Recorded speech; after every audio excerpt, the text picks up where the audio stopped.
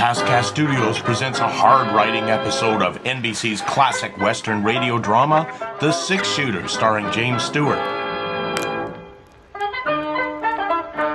In just a moment, you'll hear James Stewart as The Six-Shooter, only one of the many fine programs brought to you Sundays on NBC. Each Sunday, listen to the music of the NBC Symphony Orchestra broadcasting from Carnegie Hall.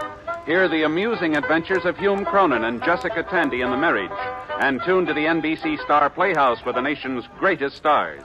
It's a lineup of wonderful programs, all of them heard only on NBC. James Stewart as The Six-Shooter.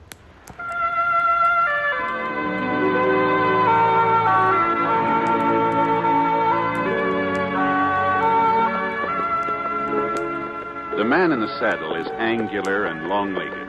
His skin is sun-dyed brown. The gun in his holster is gray steel and rainbow mother of pearl, its handle unmarked. People call them both the Six-Shooter.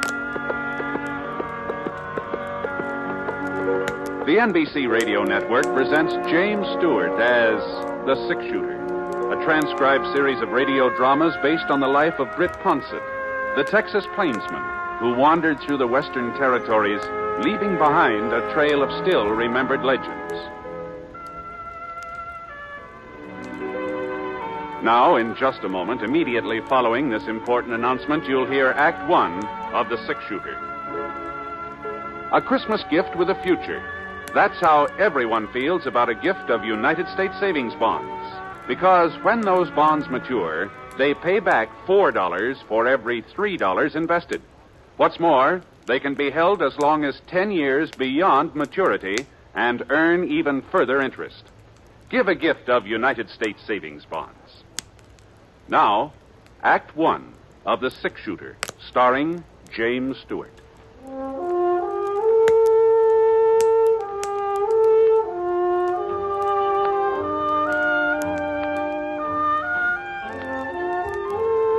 Expected to stay over in Smoke Falls, but when I stopped off to see old Dad Somerset and found him all crippled up with lumbago, well, of course, he didn't ask me to look after his stock, but I could see he sure wanted me to, so... Well, a couple of weeks later, he began feeling better, so I started thinking about moving on. It was nearly 5 o'clock in the afternoon that day. The sun just spilled over the top of Eagle Mountain when the buckboard pulled into the yard. Mr. Ponset? Oh, evening, ma'am. Mr. Ponset, I'm Grace Proudly. Oh, pleased to meet you, Miss Proudly. I've been meaning to come out and see how Mr. Somerset's been getting along, but I just never have a minute's free time. It's canning season, you know. Yes, ma'am. Well, Dad's feeling much better. If you'd like to talk to him, he's right in. No, just say that I asked for him. As a matter of fact, it's you I want to talk to, Mr. Ponset. Oh? You see, I'm president of the Ladies' Aid Society of Smoke Falls. Uh-huh. We're affiliated with the church and do lots of charity work, Christmas baskets and things like that, you know. All the best ladies in town are members, and we don't just take in everybody either. Well, Now, this is what I'm getting at, Mr. Ponset. Tonight's our box supper and square dance. It's an annual event. Mr. Simpling always loans us his barn for the occasion. I've spent the whole afternoon helping with the decorations. Now, Polly Sullivan, that's Wade Sullivan's wife, she's chairman of the decorating committee, but since I'm president, I felt it was my duty to give her a hand. That's what made me so late coming out here to ask you. To ask me? About attending the supper. Oh. No, well, I'm not going to take no for an answer. Oh, but Miss Proudly... To tell you the truth, I've already told folks you were planning to come. Oh, but you shouldn't have done that. Now, after all, you're practically the first celebrity we've ever had in Smoke Falls. The auction starts at 7:30. You won't be late, will you, Mr. Ponset? Oh, but And one more thing, would you mind wearing your gun? The men folks are especially interested in that. Get up, Sheba. Come on, someone. Oh, but, wait a... 7:30. Wait a minute, Miss Proudly. Say there, Miss Proudly. Oh, dear.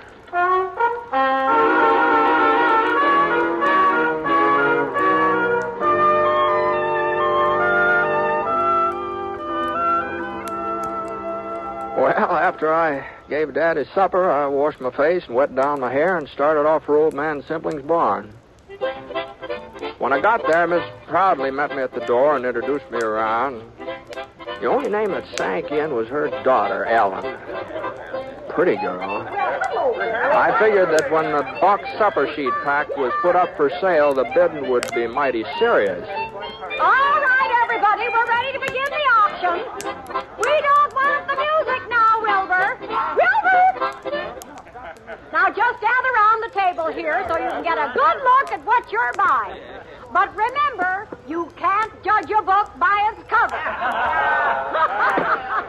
Now, which one shall we start with? Oh, my, look at this one. Pretty pink ribbon and white tissue paper. Why, I'll just bet you there's a whole fried chicken inside this box. Now, who's going to make the first bid? $1.50. Don't forget, gentlemen, a pretty lady's company goes with the supper. I'll give a nickel. Now, Spud Hooker, you stop joshing. You know we don't take any bid less than a quarter. Yeah. Now, who'll offer a quarter just to get things underway? Look at this lovely box. Just think some nice young lady spent the whole day fixing it up. Then she'll be too tired to dance. Come on, somebody. 25 cents. Why, it costs more than that. The auction was kind of slow in picking up momentum.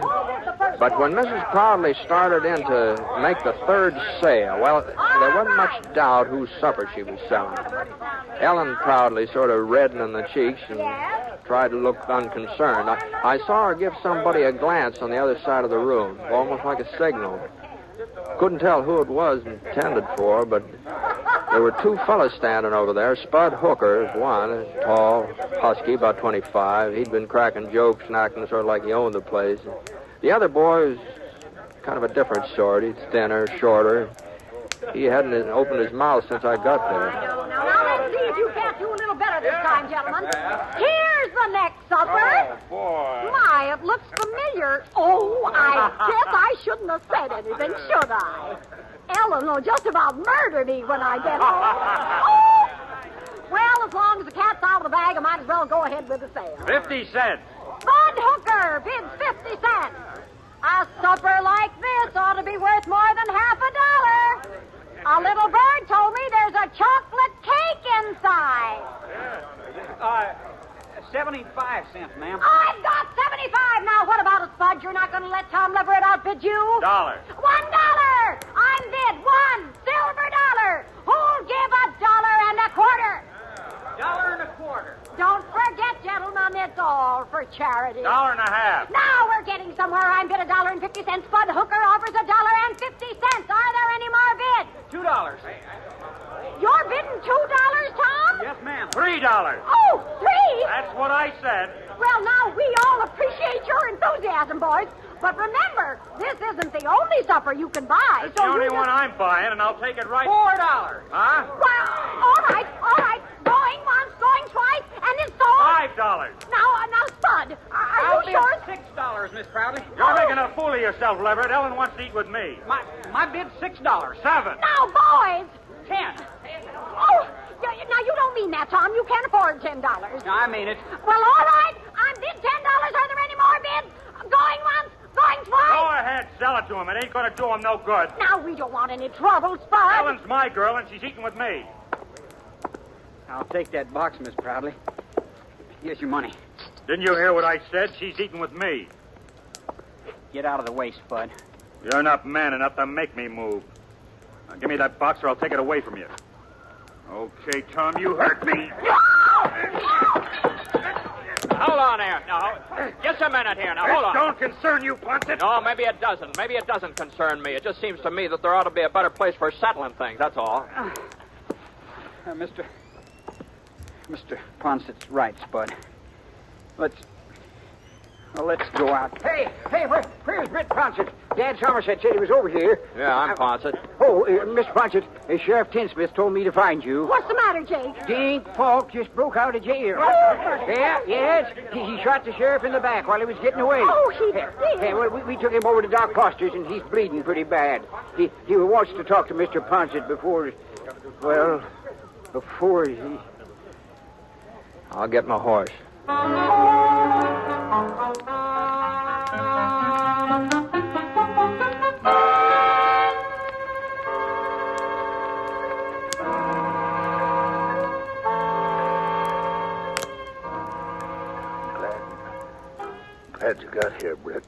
Now, what are you talking about, Ray? You're going to be all right. The doc says you'll be back on your feet again inside of a week or so. Don't know what I was thinking of. Letting Dent Falk get hold of my gun while I was serving his supper. Must be getting careless in my old age. Now, well, you're not the first man to have trouble with Falk. He's got a pretty fancy reputation from what I hear. Yeah, that's why I had to see you, Britt. It's my fault he got loose, and I don't want other folks to pay for my mistakes. What do you mean? I know this town, Brett. I'll get a posse together and start after Falk. Well, that's...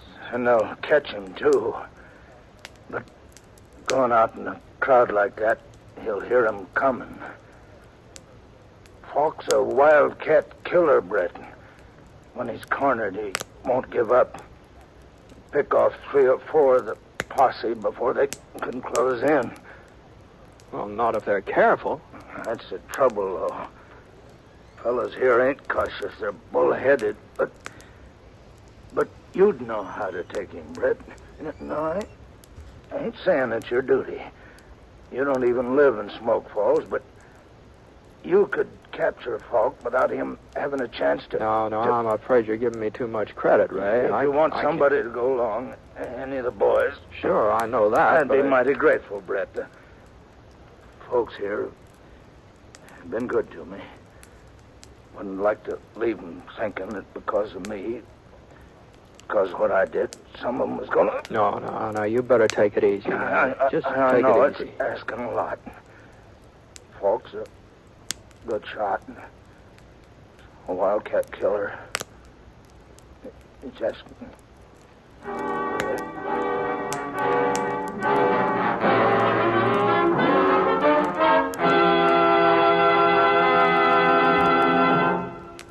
We'll return to James Stewart as the six-shooter in just a moment. Recently, the American Red Cross was called on for immediate and dramatic expansion of its part in the National Blood Program. Was asked to make available all the gamma globulin possible for the prevention of paralysis from polio. Experiments conducted over the past 2 years have demonstrated the effectiveness of this treatment. It takes approximately 1 pint of blood to make an average dose of gamma globulin as used for polio. And 1 injection protects a child for a period of 1 to 5 weeks. Therefore, there is a tremendous need for blood donations now, so that we may be able to do our utmost to safeguard our children during the epidemic period next summer. At the same time, there has been no let-up in the need for blood for use overseas and for the thousands of wounded men in our military hospitals who are still fighting for a chance to live. If you are an adult, call your local Red Cross chapter right away. Get an appointment to make a donation of your blood for the National Blood Program, which aims to supply the total blood needs of the country. Join the thousands of Americans who are rolling up their sleeves. Take pride in having helped save a life.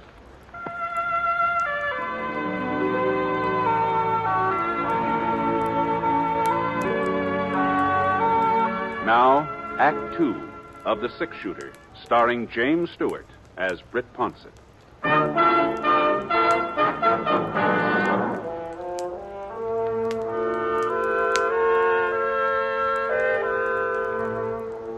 Sheriff Tinsmith had been right about the town foreman of Posse. They hadn't lost any time.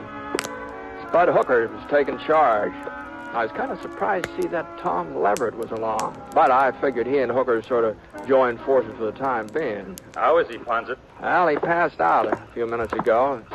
Maybe it's just as well. At least he's getting some rest. Yeah, well, we're going after Falk. The other boys are waiting behind the mercantile. Looks like you've got quite a gang. I ain't got no objections to having you go along, too. Not that we need you understand? Yeah. Well, you coming? Well, I had a little talk with the sheriff just before he lost consciousness. He seemed to think that taking out a posse after Falk wasn't such a good idea. What's he want us to do, let him go scot-free? No. Sheriff Tinsmith sort of suggested maybe 1 or 2 men would have a better chance of catching him. They can make faster time, maybe sneak up on Falk unaware. Oh, yeah? Yeah. Well, it's okay with me. You going to be one of the boys who goes after him, Ponset? Well, I hadn't exactly made up my mind. You better make it up faster. I'll take somebody else. Oh, I see. Well, in that case, Whoa, sir. Whoa, boy. Whoa. Say, your name's Leverett, isn't it? That's right, Mr. Ponset. Tom Leverett. Mm-hmm. You want to ride along with me? Why, sure. Wait a minute here. I thought you said 1 or 2 men. Mm-hmm. I did. Well, we don't need Leverett then. Well, I tell you, I sort of figured maybe you ought to stay in town, Hooker. So if Tom and I get into trouble, well, you could bring the posse out later. Huh? You're trying to make a fool out of me, Ponset? No, I'm not. Everybody knows I'm twice the man Leverett is. I can ride better and shoot faster, and I'll fight him 2 to 1. Mm-hmm. You want the credit for catching Falk yourself, don't you? Well, it ain't going to work out that way. Come on, boy. I'll find Falk myself, and I'll bring him in alone. That's how hey! Well, Tom, let's go, huh?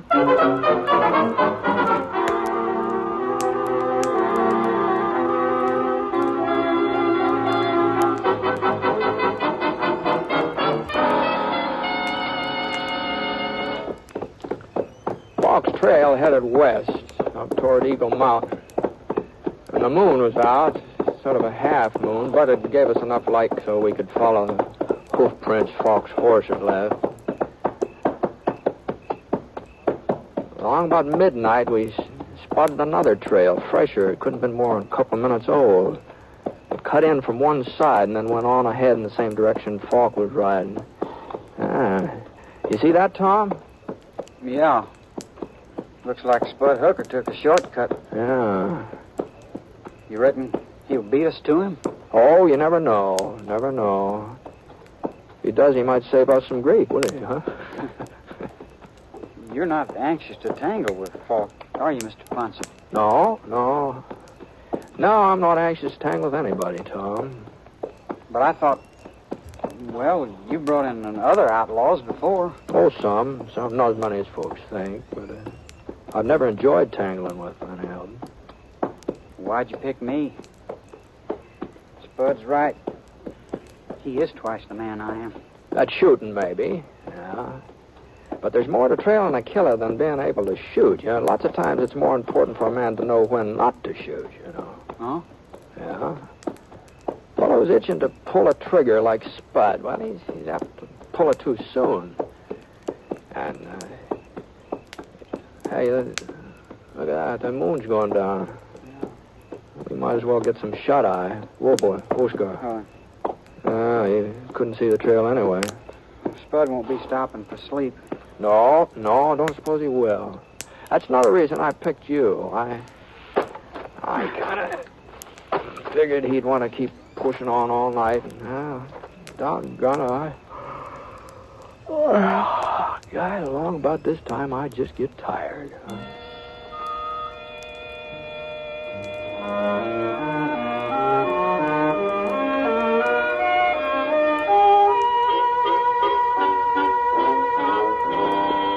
As soon as the morning sun began graying the sky, we started off again.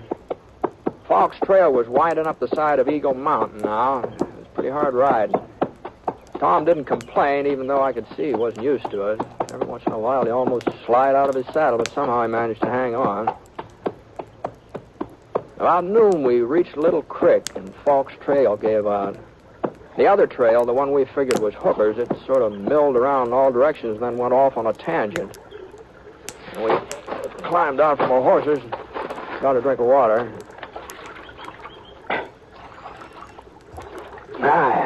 It tastes good, doesn't it? It sure does.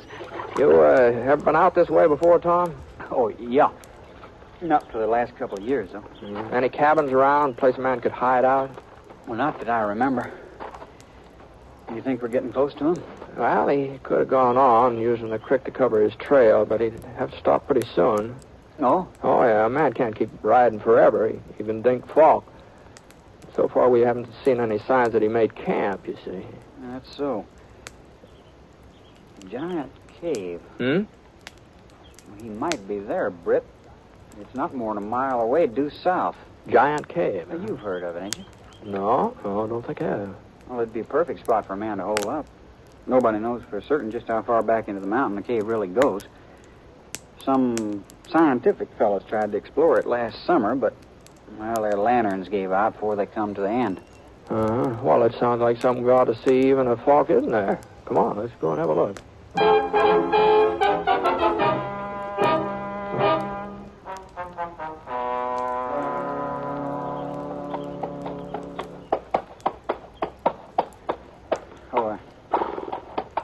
That's the entrance there, Britt.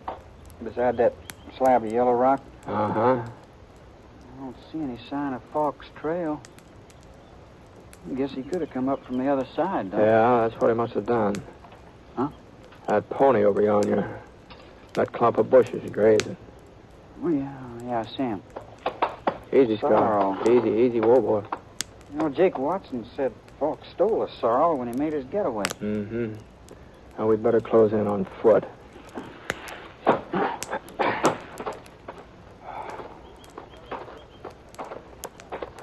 We tethered our horses on a couple of spruce saplings, moved into the cave's entrance. It wasn't a very big hole. We had to sort of bend over and crawl through it. But the room on the other side, it must have been 100 feet long, 50 feet wide. The walls were sheer rock, sort of rainbow-colored, so smooth you'd have thought somebody had been polishing them. And then the light behind us got down to a pinpoint.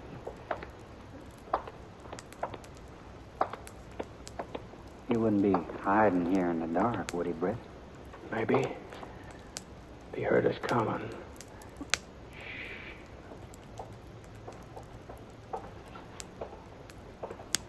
Somebody up ahead. Yeah. You got your gun ready? Uh-huh. Now, don't use it unless you're pretty sure of hitting something. If we start shooting, it'll just help his aim. Okay. All right, now back up against the wall here behind you.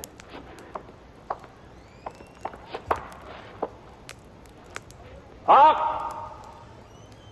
We know you're in here, Falk. You go any further, you'll get lost. You'll never find your way out. Hey, you hear me, Falk? You're wasting lead. You can't see us. We know that. You can't see me neither. We don't have to. You've got to come out sooner or later, and we'll be waiting. All right, we're going to leave you now, Falk. We're going outside and wait. Hey, where you are? You giving up? No, I ain't. And I ain't alone. What? I got somebody with me. Friend of yours, I reckon. We're coming out together. And if you try to stop me, I'll kill him. What's he talking about? He ain't lying, Britt. It's me, Spud Hooker. Spud. I caught up with him last night, but he got the draw on me. Hold your fire, Britt. He means what he says. He'll kill me if you don't hold your fire. You've got to do what he told you, Britt. You got to. All right, Falk, come on. Start backing up towards the entrance. I don't hear you moving. Britt, please. All right, let's go, Tom.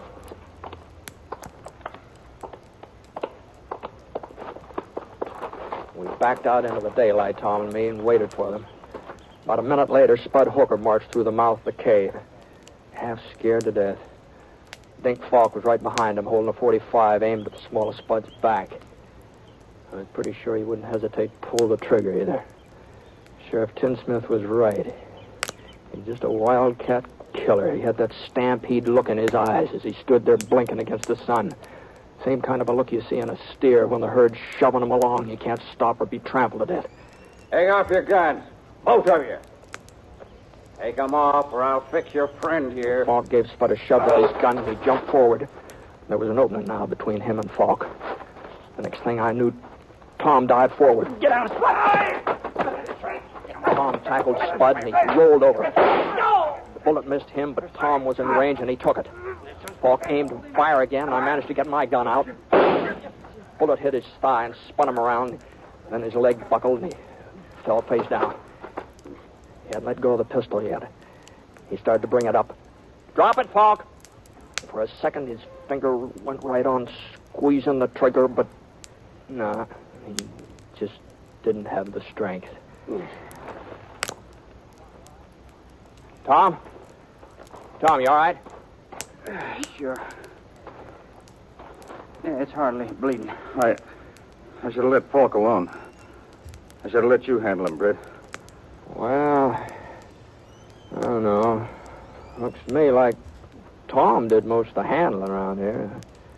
mean, if it hadn't been for him, you Yeah. know, it's... I guess I had you figured wrong, Tom. I never thought you'd be the one to save me, but... I wasn't saving you, Spud. Huh? I don't like you. I never did. And nothing's gonna change that. Then why? I like Ellen. I like her a lot, but... Well, she's in love with you. If you got yourself killed, it would just hurt her and wouldn't do me no good. Ellen tell you she's in love with me? She didn't have to. When she finds out what happened today, She ain't gonna find out. I'm going to tell her. I'm going to tell her myself. I don't want her to know. It's for me to decide. Now listen here, Spud Hooker. You do the listening for a change. No, I thought you I taught you a lesson loud last mouth. night, but it looks like... Now, hold on now. Now, I think we ought to get Tom to a doctor, don't you? If we don't, Ellen won't have no way of choosing him even if she wanted to. Now, come on, Spud. Come on, huh? Give me a hand.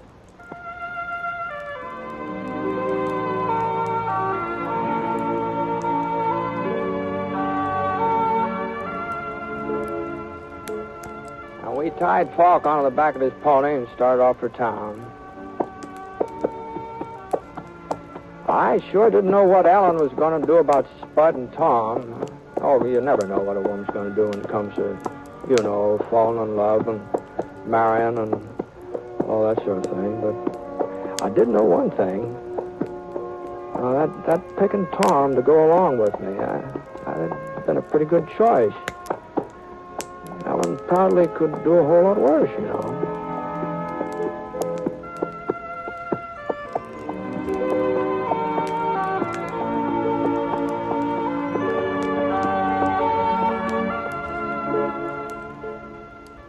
Ladies and gentlemen, the tradition of religious freedom and of religious worship in America goes back to the very founding of our country.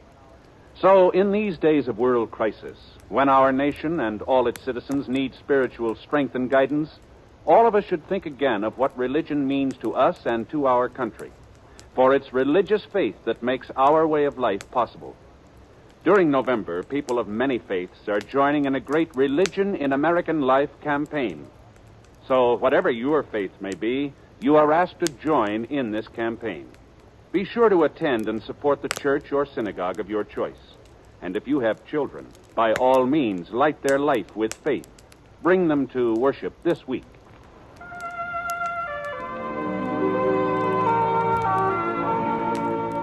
The Six Shooter is an NBC Radio Network production in association with Review Productions. It is based on a character created by Frank Burt, and the transcribed story is written by him. Mr. Stewart may currently be seen in the Universal International picture Thunder Bay. Others in the cast were Jeanette Nolan, Frank Gerstle, Robert Griffin, Forrest Lewis, and Sam Edwards. Special music for this program was by Basil Adler, and the entire production is under the direction of Jack Johnstone. All characters and incidents were fictitious, and any resemblance to actual characters or incidents is purely coincidental. And incidentally, a great many of our friends have written in to thank us for putting the Six Shooter on the air. And a surprising number of letters have requested the name of the theme you are listening to right now, and where it might be obtained. Well, we're sorry, but it is music that has been recorded exclusively for broadcast. We hope you enjoyed this episode of The Six Shooter with James Stewart. If you did, hit that like button. Comment. Leave us a comment. Tell us what other radio shows you'd like to listen to. And of course, subscribe for more classic Western radio adventures.